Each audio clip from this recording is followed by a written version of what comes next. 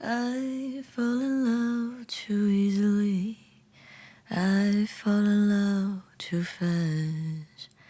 I fall in love too terribly hard for love to ever last. I don't know how this ends.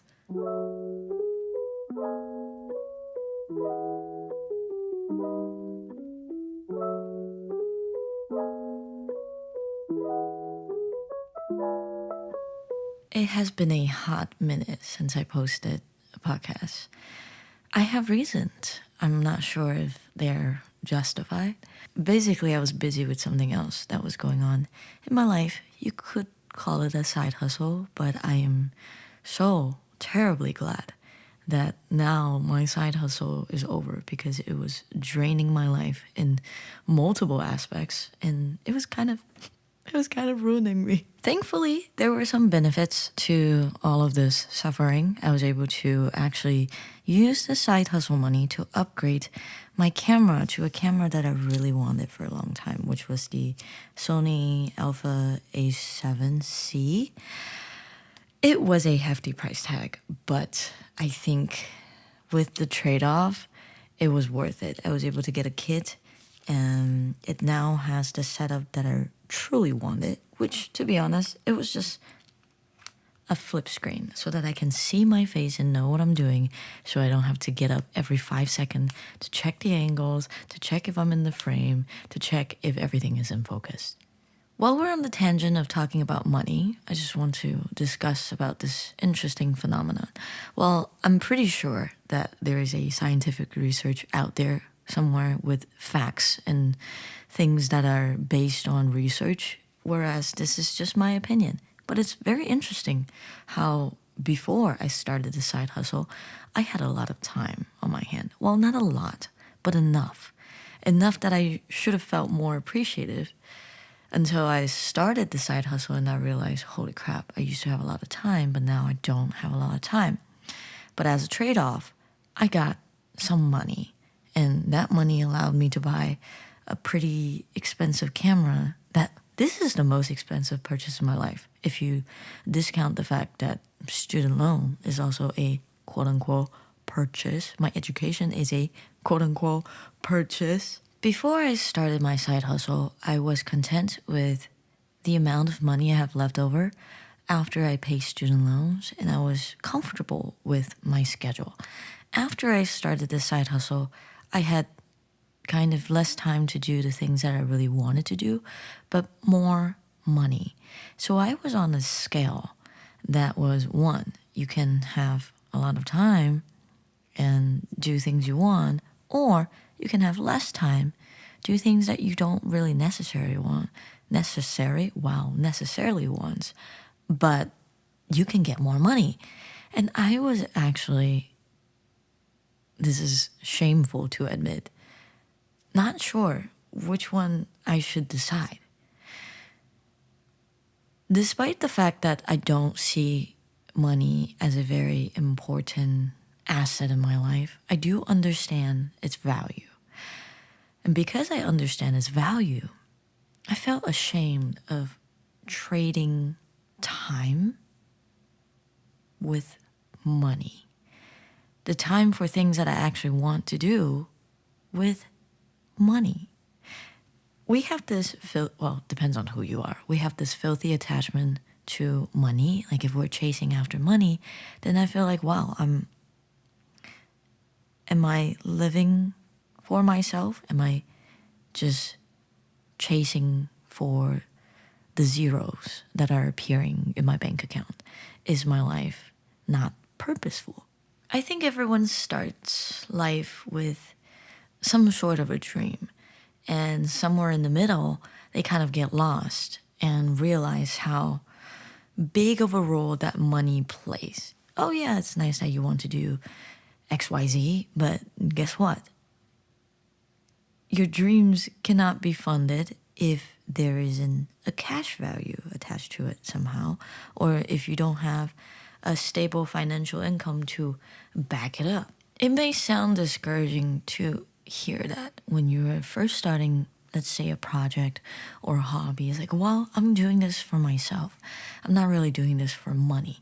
But somewhere down the line, you will be doing it for some sort of money value. Unless if you just really love something so much and you have the financial backing that you don't care if this makes you zero money, because money equals living. If you don't have money, how are you going to support yourself? Where are you going to live? How will you provide shelter? How would you survive? What are you going to eat for lunch? What are you going to eat for dinner? I don't know. What are you going to eat next week? I truly dislike this aspect of adulting because I felt like it's stripping the... Is it raining outside? Why are people using umbrellas? No, this lady is wearing a cap. She doesn't even care. As I was saying, it feels like it's stripping away the freedom for people to be creative in their life.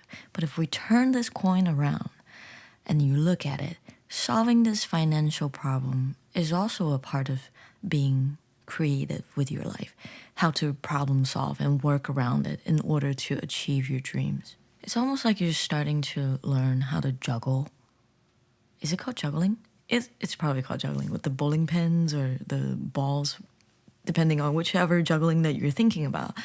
Life just keeps adding more balls in your hand, and you're starting to be like, excuse me, I don't think I can handle this. You will eventually find a pace that works for your lifestyle while you are practicing to get better at juggling everything all at once. You will drop some balls, but it is okay. You can pick it up and try again. If I sound like some sort of guru giving you advice, I'm not. I'm also going through the trial and error and trying to find out how can I balance my life? How can I balance my budget in order to make things happen? Things that I really truly want to do. And jumping back on what I was actually going to talk about, I did a thing. I did a thing this weekend, and I was kind of proud of myself for it. I wanted to openly pat myself on the back so I can recharge my confidence so that I can continue my pursuit of this long-term project, which I hope will become fruitful in the near future. So I feel motivated to continue. Basically, long story short, at I think the end of February, I started a YouTube channel called Julie Eats. And what I do is I go around Seoul and also the areas around me to search for flavors that I personally enjoy. I've done series of different types of food or different theme. I upload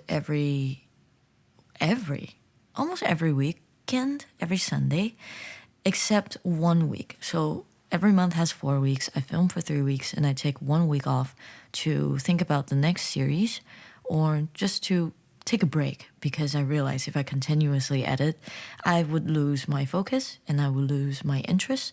So that would have been bad for me, which is why I've only scheduled to upload 3 times a month, so on and so forth. The goal of this channel is to maximize this opportunity of staying in Korea and try out all the flavors that I was curious about. Also, with the hope of being able to work independently, being able to generate some sort of revenue through YouTube so that I am not always dependent on the job market in order to obtain a job. And that will also not restrict where I will be working in the future. I want to be able to work in the US when I'm in the US and also in Korea when I'm back in Korea. That is my goal. I am going to say it out loud multiple times. Manifest. I'm going to manifest in my future and work towards it. Hopefully, hard work pays off. And somewhere down the line, let's say 3-4 years, I will have some sort of income through YouTube, enough to get me going and enough to motivate me to start my own company. Not company, that sounds very big, but start my own operation. How's that? I know for a fact that most of us who are viewers, YouTube viewers, fantasize about becoming a YouTuber, but there are reality checks behind that. Once you start trying to upload a video and maintaining a channel, you realize, there are more works that need to be put into this dream in order for it to I don't know, flourish itself. And for us, being in Korea and filming food vlogs, the biggest problem for me was that communication.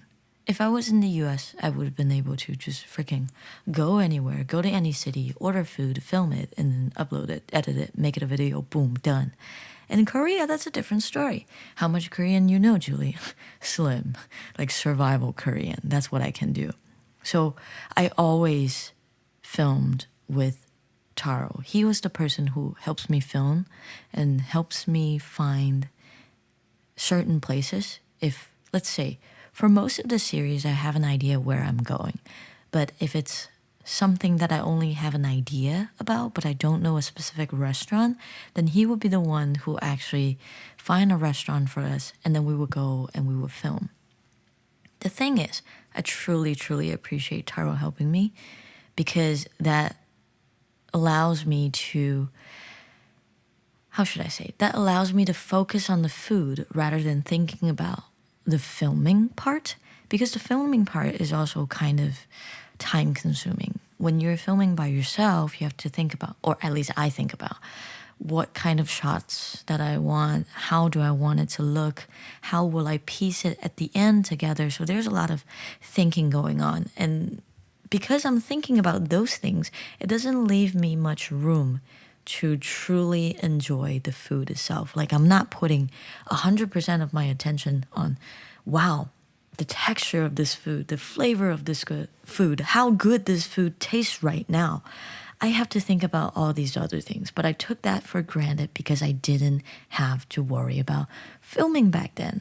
Now, I appreciate the intention of Taro trying to help me, but there is also a reality that when you are a two-man show, someone between two of you, one of you is not going to have the time to do this. One of you is not going to be able to dedicate as much time that the other person wants to. And it's true. This is my project. Of course, I want to dedicate more of my time towards it because it's something that I want to do. However, Taro, on the other hand, he's trying to help me on his free time, aside from his long hours of work. So it was kind of unfair to him that his off days were spent on helping me. Yes, he is the nation's boyfriend for doing that.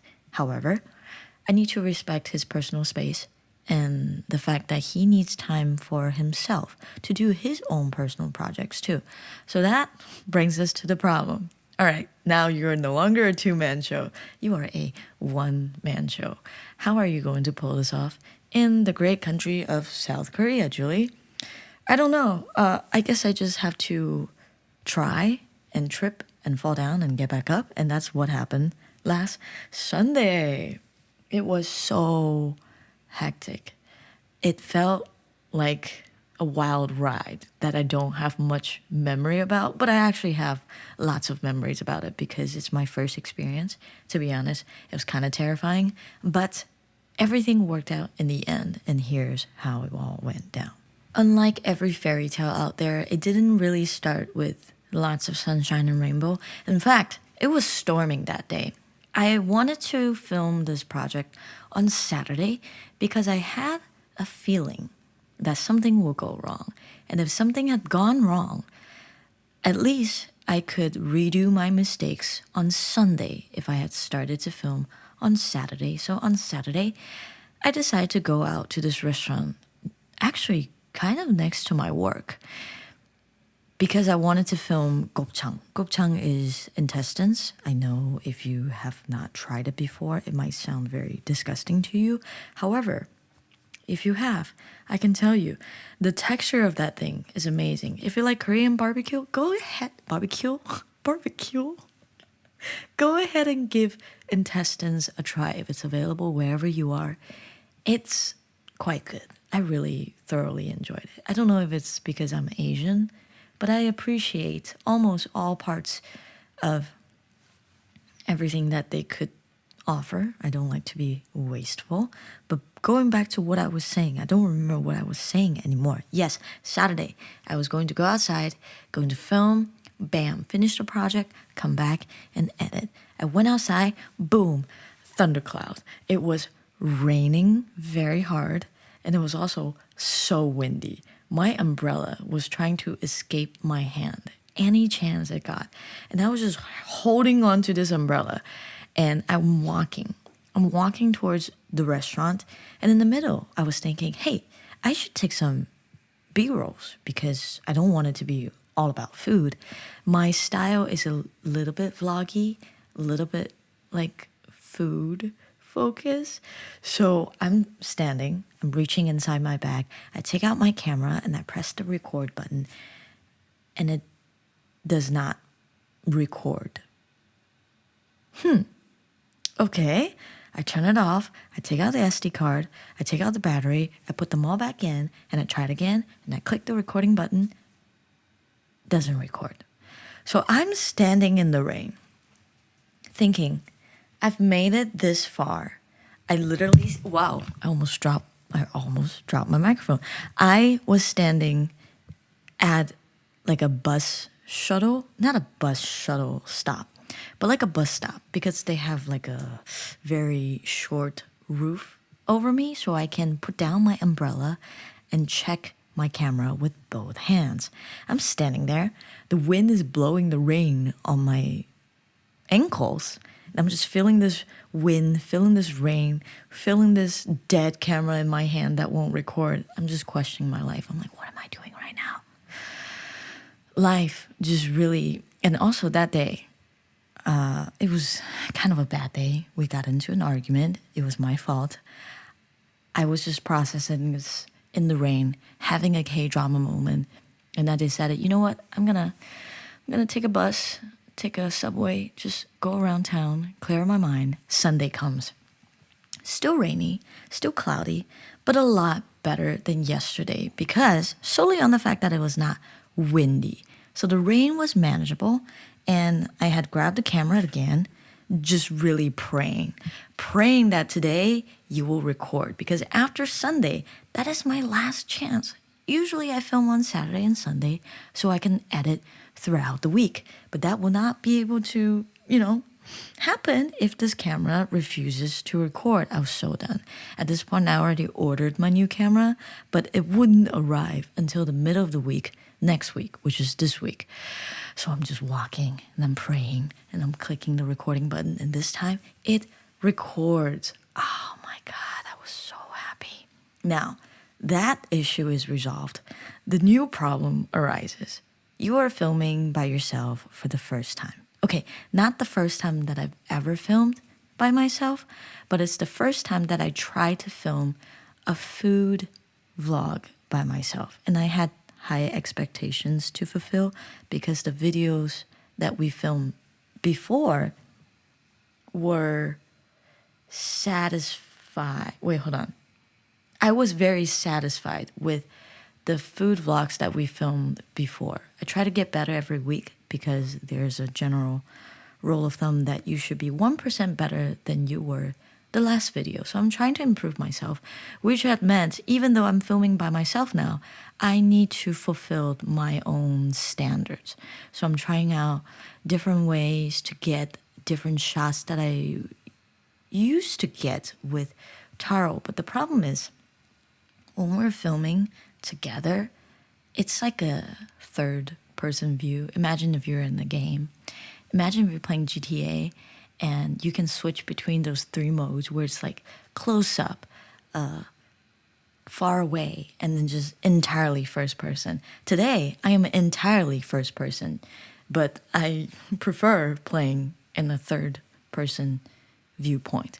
So I'm trying to reinvent myself, reinvent my visions, and just trying out multiple things. And to be honest, when you do something by yourself, it feels kind of awkward. That's why when you're doing stupid things with your friend, you never feel embarrassed because there's two of you. So the embarrassment is equally divided amongst you two. Now, capturing B-rolls were the least of my concerns because a food video isn't a food video unless if you go to a restaurant and you actually eat there. Okay, so I'm going to this restaurant, I'm filming the B-rolls, and as I just slowly approach this place, I feel so terrified because I realize every step I take, I'm getting closer to something called conversation. I have to converse with the owner in order to be able to film. First of all, when I go to a place, I want to ask if I can eat there by myself. The thing is, in Korea, there are many places where they don't really allow you to eat by yourself because the threshold, the baseline, the bare minimum is that you order a two people portion, right? So I wanted to ask him, can I eat here if I order a two people portion? First of all, I need to figure out how to say that. And also, if I could film there. Most restaurant lets you film things because YouTube is big these days. But there are some that they don't allow customers to film because it would make other customers feel uncomfortable if someone is recording, which I totally understand. So those are the two things that I would ask the store owner. And I strategically pick the time to go. Wow. Wait, let me rewind. I strategically picked to go visit these places when they just open. I'm assuming that when they just open, people are probably not there yet, so I can film comfortably without disturbing other people's around me. So I went there. This restaurant opens at 3. I legit showed up at like 58. And then I looked at him, like we made eye contact, and I asked if I could go inside, like if it was open. And he said yes. So immediately I apologize. I tell him, I'm so sorry, I'm a foreigner. My Korean's not very good, but I want to eat here. Can I eat here by myself? Because the first question they usually ask you is, how many people? And I just said, me. And he said, you cannot eat here by yourself. So I tried to say, if I order two people's portion, then may I dine in? But I had trouble trying to express that. So I take out my trusty Papago. Papago is a translator that they made that is made by a South Korean company for Koreans and other languages. However, going back to my point, I took out my Papago and then I typed in what I wanted to say and I showed it to him. And he was really nice. And I was legit the first customer because they had just opened. So he said, oh yeah, sure. So I ordered actually 3 people's portion because I felt bad. He was so nice. I got situated. I set up my gear, and he was so helpful. This is where my Korean skills just peaked. I put everything I know in my vocabulary, the conjugations, whatever, you name it, just trying to express the bare minimum that I want. And he was really nice. He tried to explain how to eat gopchang because with a lot of barbecue stuff, grilled stuff, there are a lot of sauces that they provide you. And he's like, oh, you can dip it in here. This is that. And I try my best to converse with him as well. And to my surprise, I was doing not bad. I really think this is my fight or flight responses kicking in because I just felt like all the blood was rushing to my brain and suddenly I was able to retrieve all of these archived Korean knowledge, Korean words, Korean phrases that I've learned a long time ago when I was in college and suddenly they're just making a comeback and I was there for it. I was like, you're doing great, honey. Keep pumping out those Korean words. But thanks to him, he kept checking up on me to make sure that I was about to say sausage, not really sausage, my intestines, not my intestines, but the intestines that I've ordered are not burnt. And when he noticed, okay, I was so clumsy. The table space is not very big, but this tripod that I have was kind of big and a little clunky. So as I was trying to adjust the tripod on the table and also trying to film and eat, I accidentally dropped my chopsticks. Now at this point, I'm no longer the only customer in the store. So he has to tend to other customers as well. And I dropped my chopsticks and it made the cling, cling, cling, cling sound. I was like, oh my God, he's busy. I don't want to bother him, but at the same time, if I don't have a chopstick, I can't like use my hand or the tongs that they have to get it off and eat with it, because I'm not sure if that's table manner. I don't know if that's acceptable.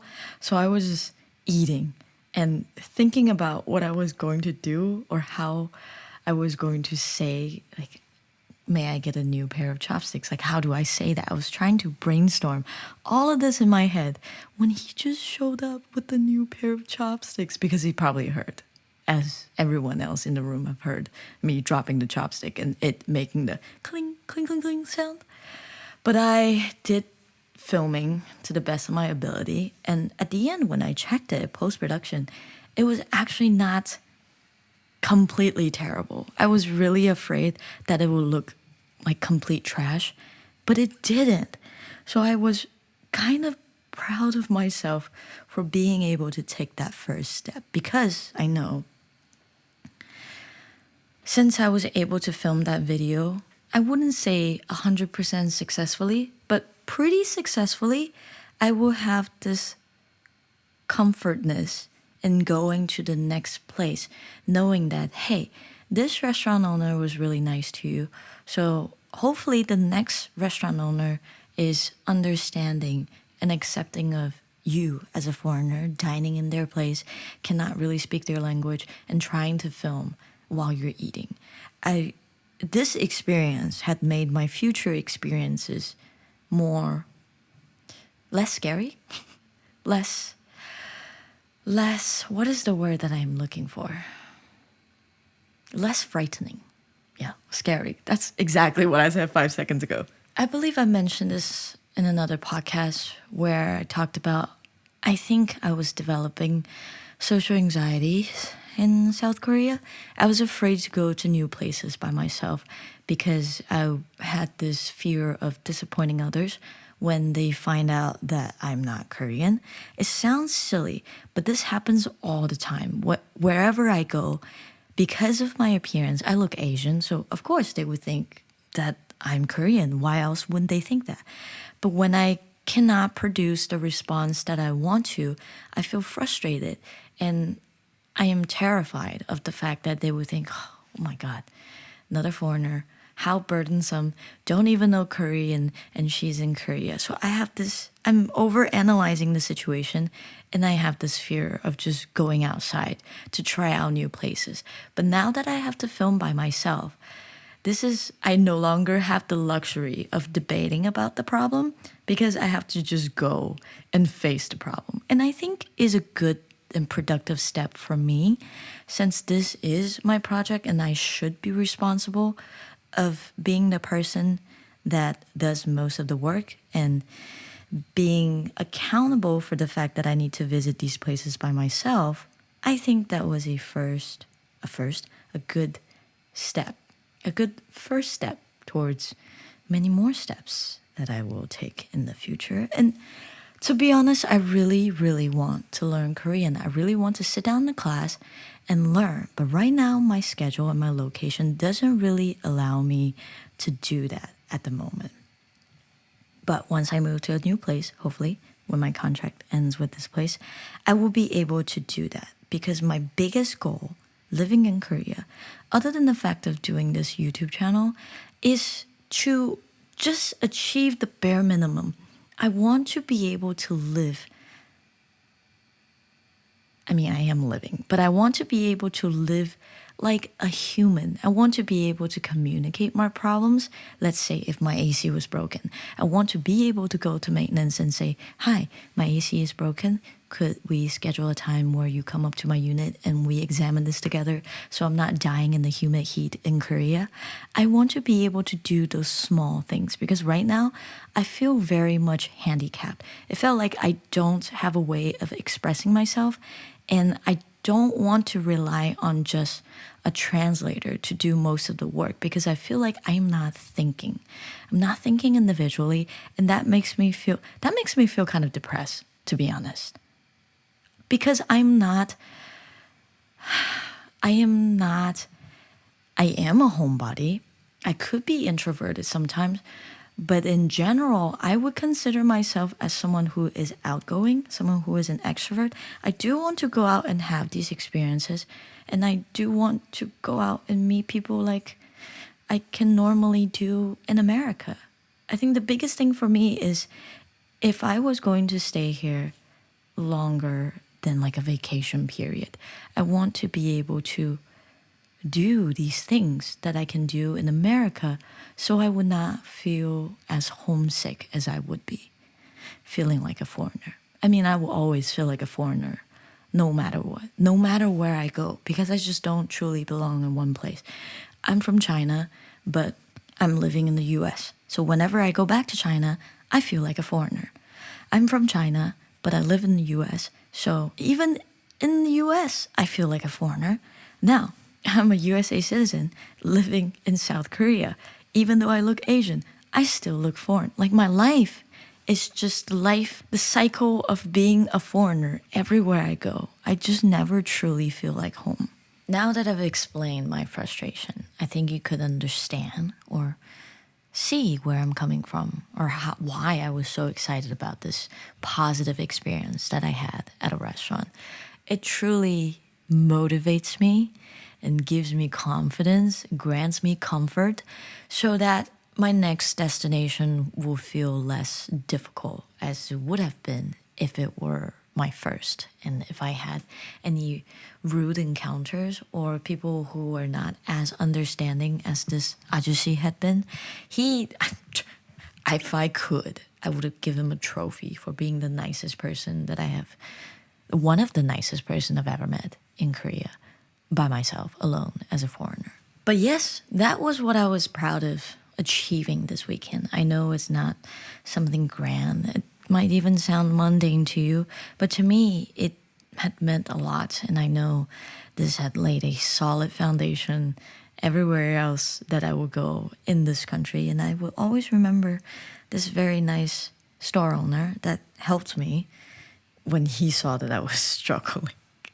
And I really appreciate, and I appreciate humans like that. I think that's what makes traveling so heartwarming for me is when I go to these new places and then I get to meet. I have the pleasure, I have the luxury, I have the luck of meeting these kind humans who are not judgy, who are just genuine people that I feel like they probably appreciate life and good food. I mean, what is another reason why they have a restaurant? Because I was too busy filming, I burnt a lot of them, but I think he probably smelt it or have noticed that I was busy trying to finesse the camera and also eating and also just mukbang and everything in general. He came to my table several times to help me flip the intestines to make sure everything was okay. And he also gave me some service items. They called it service. And he gave me some eggs or bingsu, shaved ice. It was really nice after a meal. Also, I realized, you know what? If you go to a restaurant in this hot summer day, you might as well bring yourself some ponytails, some scrunchies, because it is hot. Especially when you're eating in front of a grill. Why did you not think of that, Julie? Thankfully, I cut my hair not too long ago, so it was okay. But imagine if I had long hair. I would have died in there. My videos would just be soaked in sweat. Thank you again for tuning in to the 40-second podcast of Lactose Intolerant. Recently, I've switched a platform, and it has been pretty interesting trying to navigate using it. It is called Anchor. I will definitely tell you more about it in the future after using it for quite some time. But I'm glad that you're still with me, even after my very first hiatus. I was gone for like a week and a half. This was the first time that I took a break, and I cannot believe I took a break for this. But it was an interesting transition, and I'm glad that we made it towards the end. Oh yeah, I have to take a PCR test this weekend. I'm not looking forward to it, but it's for the safety because cases have gone up after the Hyundai incident in Korea. So everybody please stay safe. Keep your masks on if you are not vaccinated, and hopefully I'll be vaccinated soon myself. Anyways, see you next week. Take care. Bye.